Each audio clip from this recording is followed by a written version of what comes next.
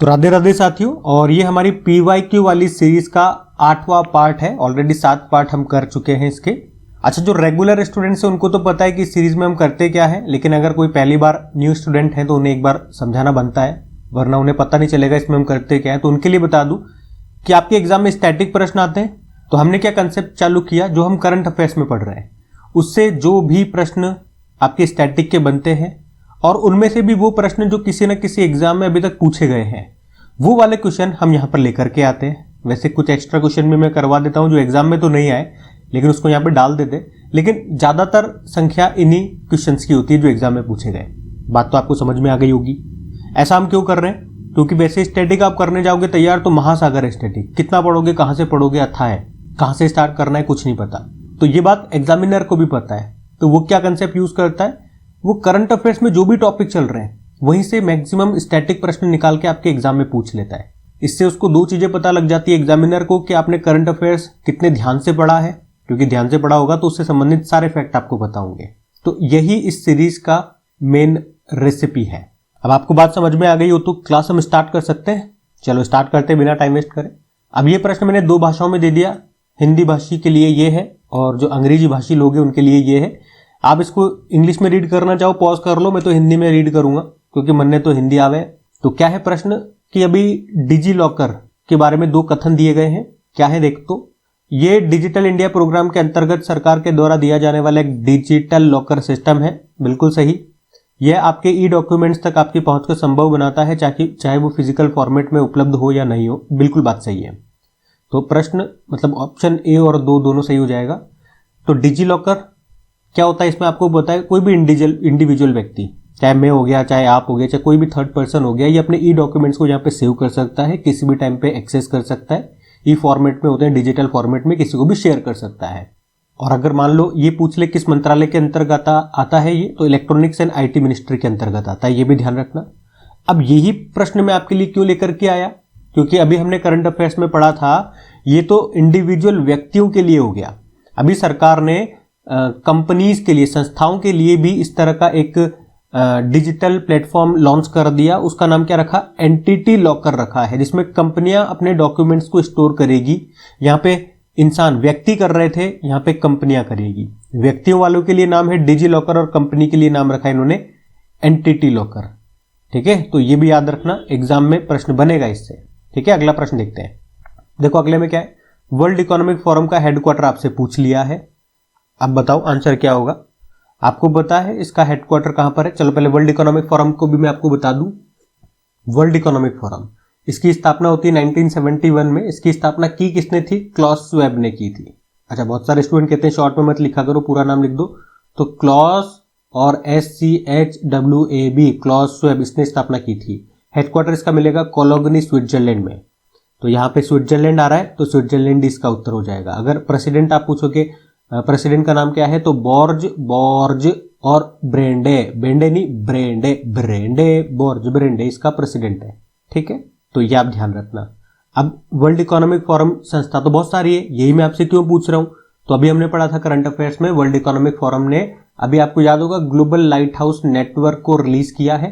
अच्छा, वैसे न्यूज में क्यों था, वैसे न्यूज में तो इसलिए था क्योंकि इसकी अभी 55वीं बैठक हुई। कहां पे हुई, दाओस में बैठक हुई थी और वहीं पे इसने ये ग्लोबल लाइट हाउस नेटवर्क को जारी किया है और इसमें 2 भारतीय कंपनियों को शामिल किया है। अब आपके लिए प्रश्न बन जाएगा कि वो 2 भारतीय कंपनियां कौन सी हैं। देखो इसमें अब मैं क्या कर रहा हूं, करंट अफेयर से बनने वाले स्टैटिक जो एग्जाम में पूछे गए वो अभी तक मैं आपको करा रहा हूं।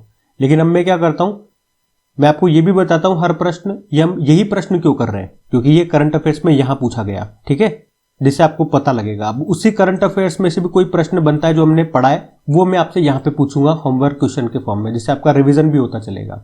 और अगर चीज आपको याद नहीं है तो याद हो जाएगी, और याद है तो आपका कॉन्फिडेंस बढ़ेगा। तो इसलिए मैं होमवर्क प्रश्न भर भर के पूछूंगा। तो डरना मत, घबराना मत, घबराओ तो अपनी करंट अफेयर्स की क्लास को अच्छे से पढ़ना, सारी घबराहट खत्म हो जाएगी। चलो फिर अगला देखते हैं।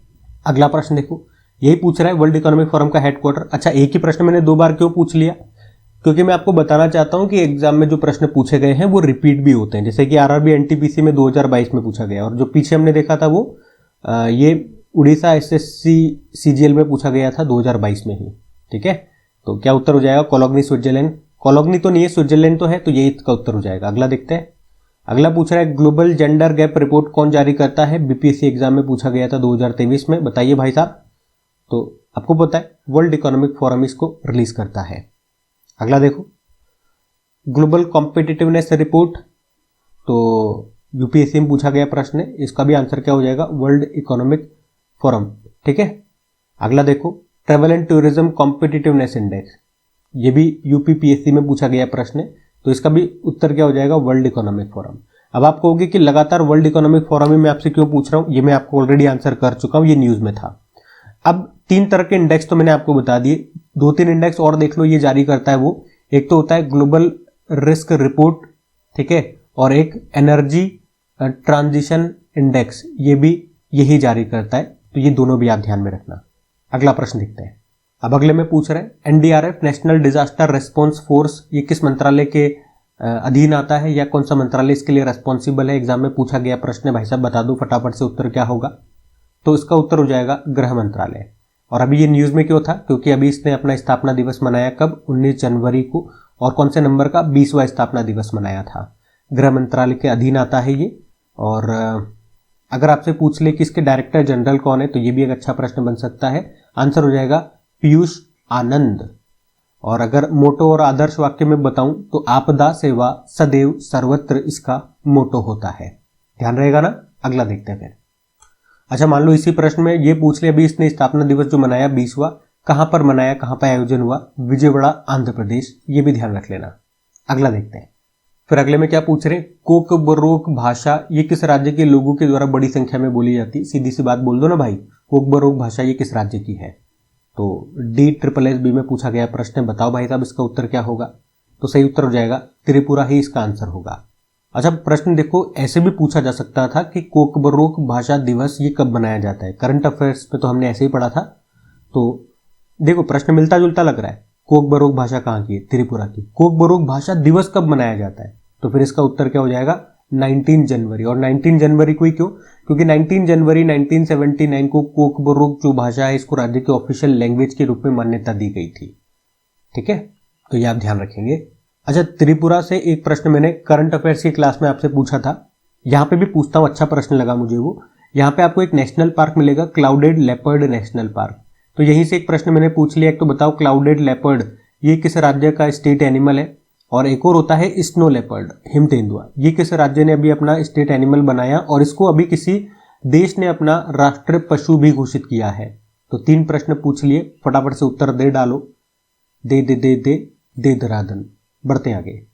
अब अगले में पूछ रहे इंडियन ओशन का सबसे लार्जेस्ट आइलैंड कौन सा है? हिंद महासागर का सबसे बड़ा द्वीप कौन सा है?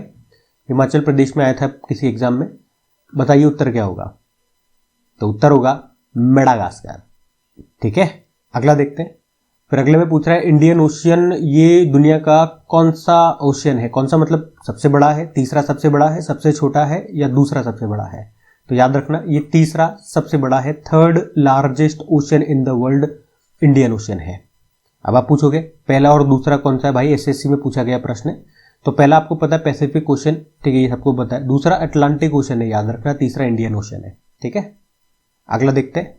अगला स्टेटमेंट वाला प्रश्न है, तो दोनों भाषाओं में मैंने रख दिया, अंग्रेजी वाले यहाँ देख लो भाई, मैंने तो हिंदी आवे है। यहाँ देखेंगे हम, Indian Ocean Rim Association for Regional Cooperation के संदर्भ में 2 कथन दिए गए हैं, बताने सही है कि नहीं है। तो अभी समुद्री डकैती और तेल रिसाव की दुर्घटनाओं की प्रतिक्रिया में स्थापित किया गया था। प्रतिक्रिया में नहीं, ऐसा कुछ भी नहीं है। ये केवल समुद्री सुरक्षा के लिए एक गठबंधन है, नहीं ऐसा भी नहीं है। तो न तो पहला और न दूसरा इसका आंसर हो जाएगा। तो बात करें इंडियन ओशन रिम एसोसिएशन की, यूपीएससी में पूछा गया था प्रश्न। तो पहले तो आप याद रखना इसकी स्थापना कब होती है? 1997 में। पहले इसे हिंद महासागर पहल के नाम से जानते थे और ये एक क्षेत्रीय संगठन है जिसमें अगर पूछे टोटल कितने सदस्य देश हैं, 23 हैं, भारत भी इसमें शामिल है। और उद्देश्य क्या है इसका?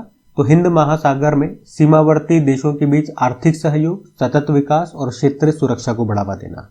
अच्छा, आप नोटिस करोगे भी लगातार 2-3 प्रश्न मैंने इंडियन ओशन से ही लिए हैं। इंडियन ओशन, ये देखो इंडियन ओशन और ये देखो इंडियन ओशन। ऐसा क्यों?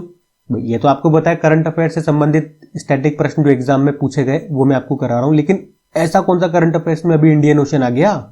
तो याद करो वो दिन जब हमने पढ़ा था इंडियन ओशन रिम एसोसिएशन के अभी नए सेक्रेटरी जनरल महासचिव बन गए। कौन बन गए अगर मैं आपसे पूछ लूं यहीं पे तो आंसर क्या करना, पूछूं कि बता दूं? चलो बता ही देता हूं। संजीव रंजन इनका नाम है, ये नए महासचिव बन गए हैं। ठीक है, नाम इंपॉर्टेंट है, ध्यान में रखना। इंडियन ओशन से ही एक और प्रश्न ये भी याद रख लो कि 2024 में जो 7वां हिंद महासागर सम्मेलन हुआ था वो कहां पे हुआ था? वो पर्थ ऑस्ट्रेलिया में हुआ था। ठीक है, अगला देखते हैं फिर अगला प्रश्न भी अच्छा है कि प्लास्टिक मैन ऑफ इंडिया किन्हें कहा जाता है, जिन्होंने प्लास्टिक कचरे का पुनः उपयोग करने और टिकाऊ सड़क बनाने का रास्ता खोजा था। तो किन्हें कहा जाता है? अच्छा प्रश्न है, देखो बताइए। देखिए पहले आपको आता है कि नहीं आता, एग्जाम में पूछा गया प्रश्न है। तो सही उत्तर क्या होगा इसका? राजगोपालन वासुदेवन। अब यही प्रश्न मैंने आपसे क्यों पूछा, ये वाली चीज कहीं आई थी कि अभी हमने पढ़ा था कि प्लास्टिक मुक्त महाकुंभ चल रहा है ना, महाकुंभ में तो पढ़ा था प्लास्टिक मुक्त महाकुंभ के लिए भी कौन सा अभियान शुरू किया गया, तो याद होगा 1 प्लेट 1 बैग अभियान पढ़ा था। उस कारण से प्लास्टिक अभी न्यूज में था, तो ये प्रश्न मैं आपके लिए लेकर के आ गया।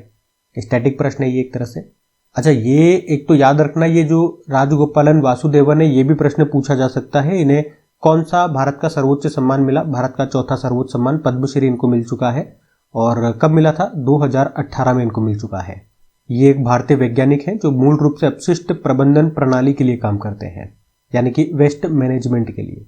अगला देखते हैं फिर अगले में आपसे पूछा गया कि भारत का पहला खुला संग्रहालय, यानी कि आप कहोगे भारत का पहला आउटडोर म्यूजियम जिसका नाम शहीदी पार्क है, इसका उद्घाटन कहां पे किया गया था? राजस्थान में RAS के एग्जाम में पूछा गया था, राजस्थान एडमिनिस्ट्रेटिव सर्विसेज। तो बताइए इसका उत्तर क्या होगा? तो सही उत्तर हो जाएगा दिल्ली।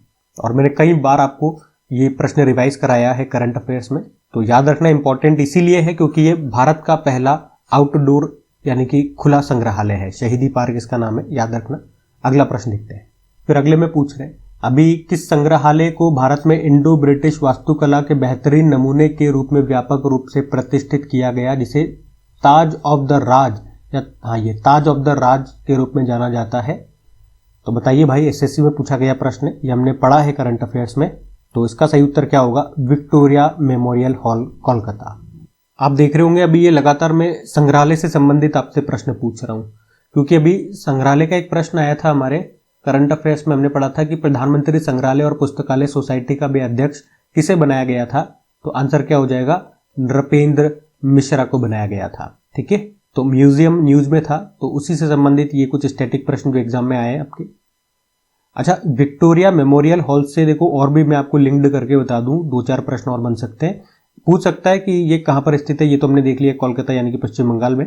इसका निर्माण की अगर बात करें तो निर्माण इसका जो है वो 1906 और 1921 के बीच में, 1906 से 1921 के बीच में इसका निर्माण हुआ था। और नाम से पता चल रहा होगा कि इसका जो निर्माण है वो महारानी विक्टोरिया की याद में किया गया था, जिनकी मृत्यु हो गई थी 1901 में। वो उस समय ब्रिटेन की रानी, जो कि ब्रिटिश शासन के दौरान भारत की रानी भी थी। और किंग जॉर्ज पंचम ने ही 1906 में इस हॉल की नींव रखी थी, और भारत के जो तत्कालीन वायसराय थे लॉर्ड कर्जन, उन्होंने इसको बनाने का सुझाव दिया था। अभी ये भारत सरकार के तहत संस्कृति मंत्रालय के द्वारा एक अंतर्गत एक संग्रहालय है। तो इससे जुड़ने वाले सारे फैक्ट्स मैंने आपको बता दिए। अगला देखते हैं प्रश्न। तो यहीं तक है आज की सीरीज में, आज की इस पार्ट में यहीं तक हम क्वेश्चन कवर कर रहे हैं। रुक जाओ 1 मिनट, वीडियो को छोड़ने से पहले एक बार फिर से याद दिला दूं, आप लोग भूल जाते हो। वीडियो को प्लीज सपोर्ट जरूर कीजिएगा, लाइक नहीं करा तो एक तो लाइक कर देना, दोस्तों के साथ में स्टडी ग्रुप में एक बार शेयर जरूर करना। उम्मीद करूंगा आप लोग वीडियोस को सपोर्ट जरूर कर रहे हैं।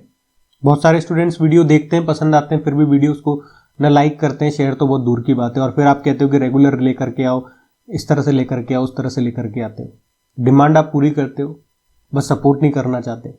अगर वीडियोस आप सोचो ना चलेंगे नहीं, तो फिर मैं जो एक्स्ट्रा टाइम दे रहा हूं, मैं आपको बता दूं करंट अफेयर्स की क्लास में +12 आवर लग जाते हैं मुझे। उसके बाद जो बचा हुआ समय है वो केवल एक ही वीडियो बनाने में मैं दे सकता हूं। अगर किस दिन वीकली बना रहा हूं तो ये वाला नहीं बनेगा, कुछ और बना रहा हूं तो वो नहीं बनेगा। एक बनाने के चक्कर में दूसरा छूट जाता है, लेकिन उसमें मेरी सोशल लाइफ बिल्कुल खत्म हो जाती है। उसके बाद फिर इतना समय बचता है कि मैं सो सकूं, और खाना भी मेरा एक ही टाइम होता है। अब आप बताओ, इतना कीमती समय में फिर इन वीडियोस को बनाने में दे रहा हूं, फिर भी रेस्पॉन्स नहीं आया तो फिर मैं कैसे रेगुलर रह सकता? इससे तो बढ़िया है मैं जो थोड़ी बहुत सोशल लाइफ है वो जी लूंगा, क्योंकि फिर मेरे सब कुछ खत्म हो जाता है, मिलना जुलना सब खत्म। जब सोचो ना एक ही टाइम खाना खा पाता हूँ, लेकिन अगर रेस्पॉन्स आए, इसलिए मैं भी चाहता हूँ कि रेस्पॉन्स आए। अगर मैं मेहनत कर रहा हूँ, अपना कीमती समय दे रहा हूँ, तो मैं भी चाहूंगा ना वीडियोस को रेस्पॉन्स मिले।